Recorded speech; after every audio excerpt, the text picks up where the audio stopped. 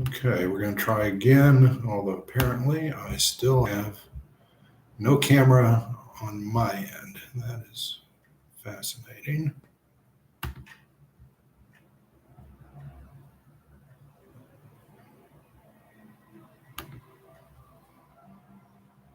See if we can get the stream posted.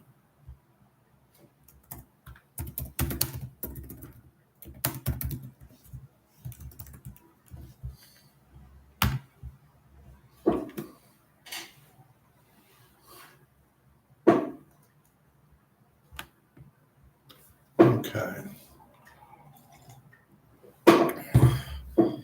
I'm wait for the first person to get here and see if they can tell me that they can see me.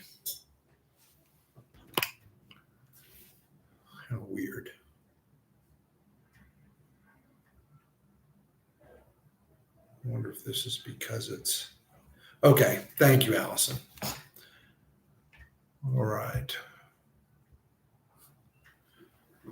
Okay, so we had a bit of a I don't know, rush of weird posts to the Texans Take Action Against Star Facebook group over this last week, and tried to clean them up as best we could in the group. But I wanted to go ahead and do just a quick video to try and spell out where people are going wrong and where this is coming from. I've got to tell you, I really don't know where some of this is coming from. It started about a week ago when somebody posted that we really don't want your kid to get an S because then they'll have a score in their record and you can't opt out, which is about completely backwards from the advice we give and how the law works. And they were making claims like their kid had never been scored, even though they were in school refusing, which again is exactly the opposite of what the law says. And so I asked this person to post their kids' records from the portal.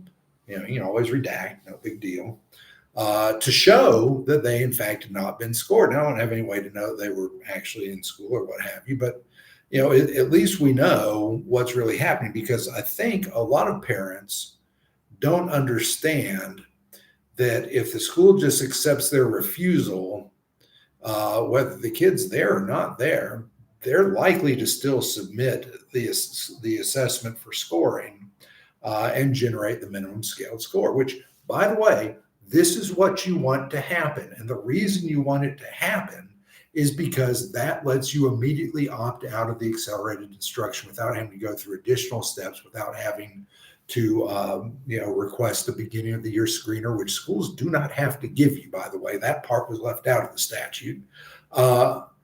So when we are saying to you, you can opt out, either the school can accept your refusal and just let your kid go on to class, which is great if they do, but a lot of them won't. Or your kid can tab through to the end, submit a blank assessment, and go back to class. Either way, you are going to have a score sheet submitted to the state, because every time the star is given, every single student that would be required to take it, according to the state, is going to have some sort of record generated for whether they participate or not. This is necessary for federal accountability. The school can't just pretend a kid doesn't exist because their parents said we don't want to take STAR. They still have certain reporting obligations, and they can choose to report it in any number of ways. In the Northeast, they actually created opt-out codes, and so student refusals are documented that way, and we've always encouraged the state of Texas to do that, but they never have. What the state of Texas has said is, we're giving you the opportunity to take it. If you choose not to take that opportunity, that's your participation, and we're going to report you as having participated, which helps them meet the federal requirements, and we're going to score that at the minimum scaled score. I think it's shady. I don't think they should do it that way. But here's what I do know. If it results in a kid not having to take STAR, I don't really care. If the school is committing fraud against the federal government, I don't care. I'm about what happens for the kids, and if the result is the kid isn't stressed, isn't taking it, great, we've got it made. Do whatever you want, school. That's not my deal. As we've noted many times, that the parents object to this, fake score being in their child's records.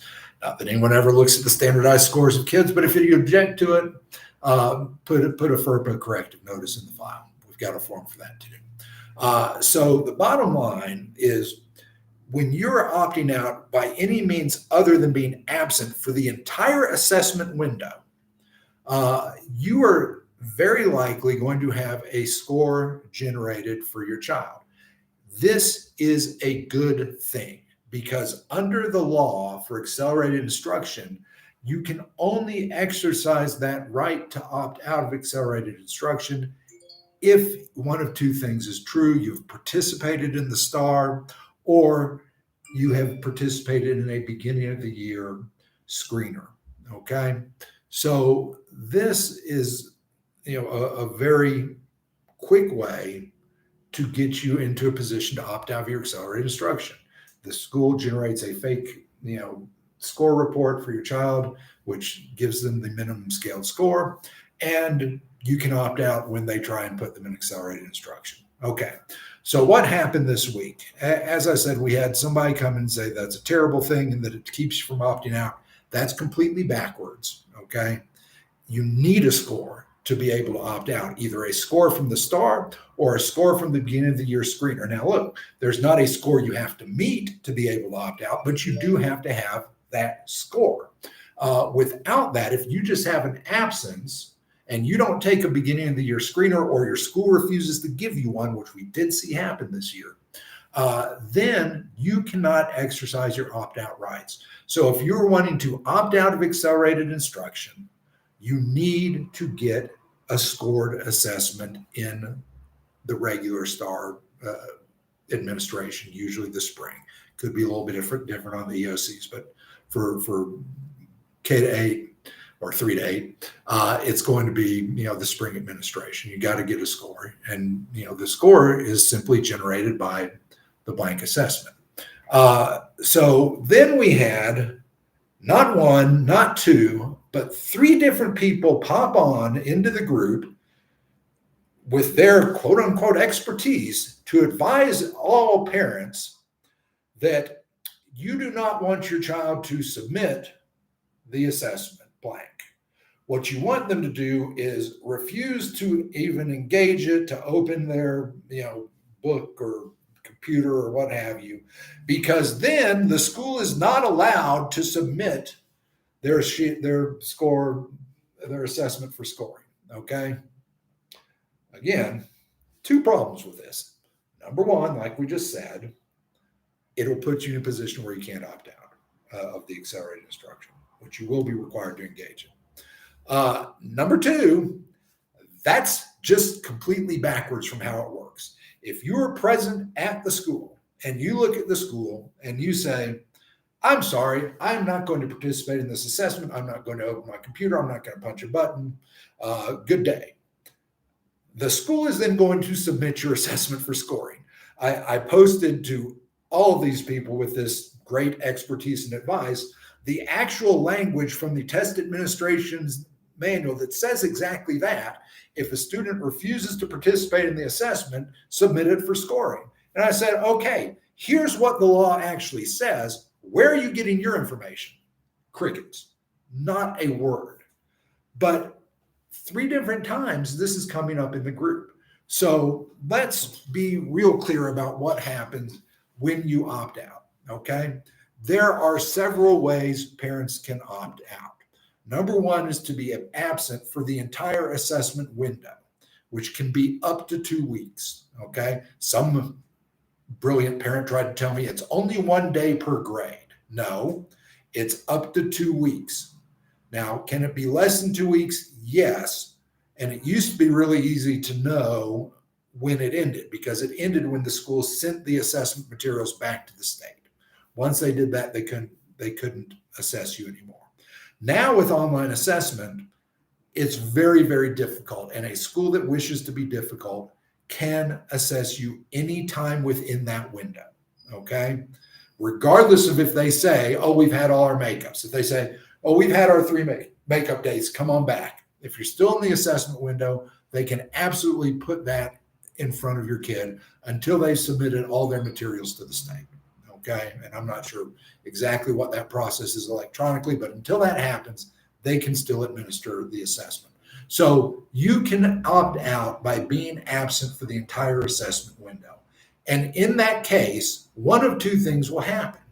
Either your child will be given a not scored absent notation in their record, or if you have communicated to the school that it is your intent to opt out, that school is permitted by the TEA, even in the absence of your child, to record that as participation, in which case you will have a did not meet grade level notation in the records, which will let you opt out of accelerated instruction.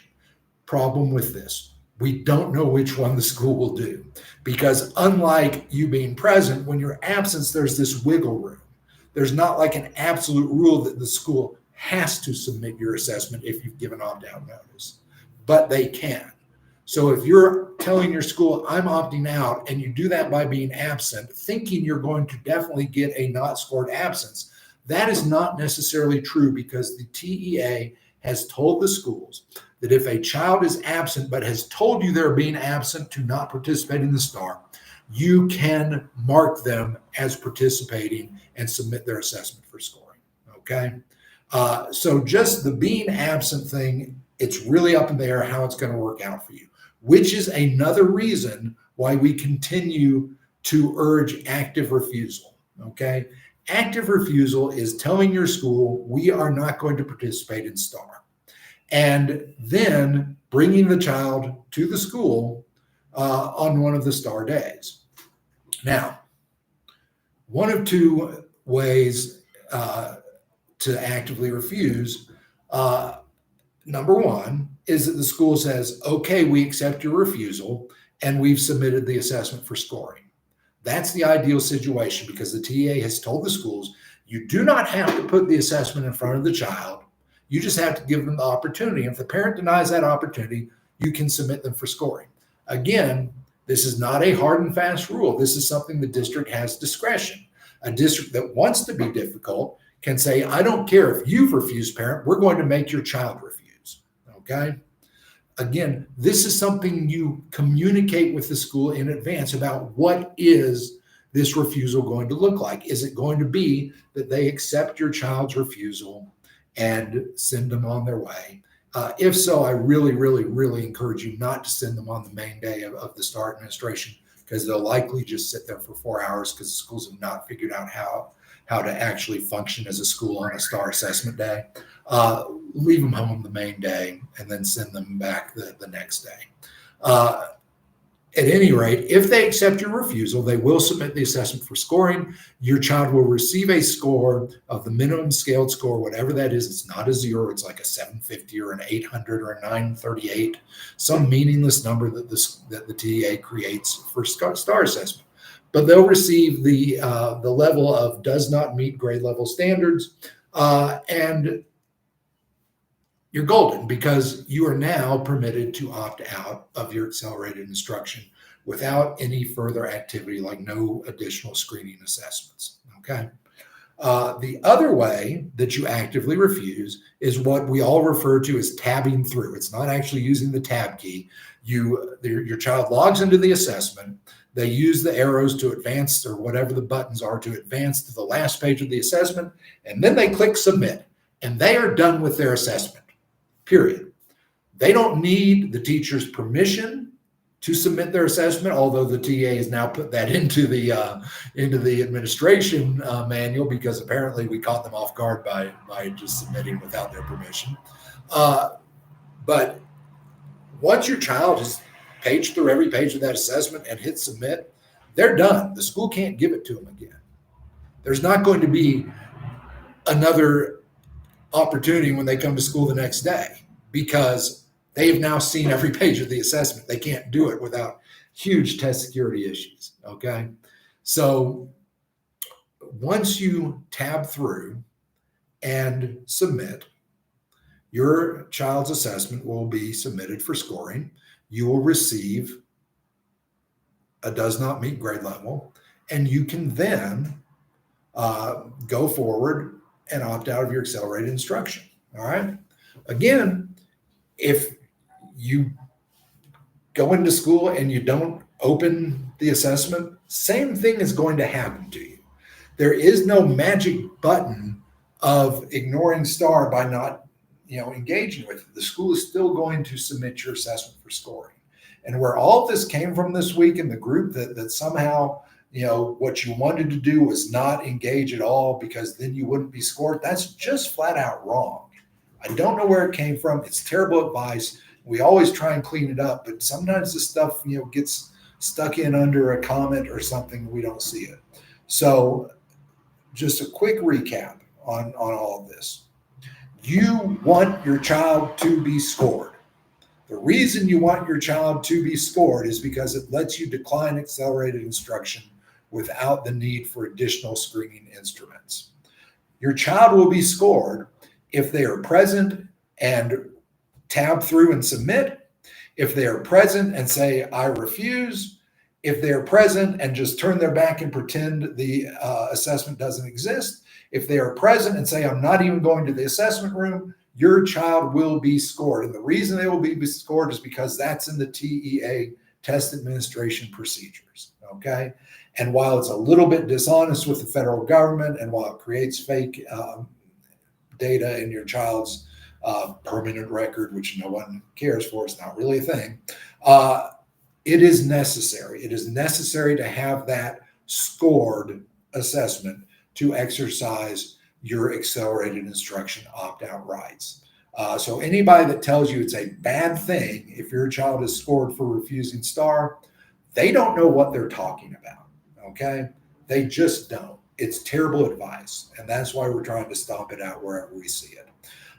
So I hope this has been a little bit helpful to clean up some of the nonsense that got posted in the group this week. Again, we appreciate your support. Please post questions in the group if anything in this presentation wasn't clear. If there's anything else that we can help you with, remember the featured posts have all the links to the opt-out guide, the step-by-step, the opt-out letters. All that is in your guide. All right, so you guys have a great day. We'll talk to you later.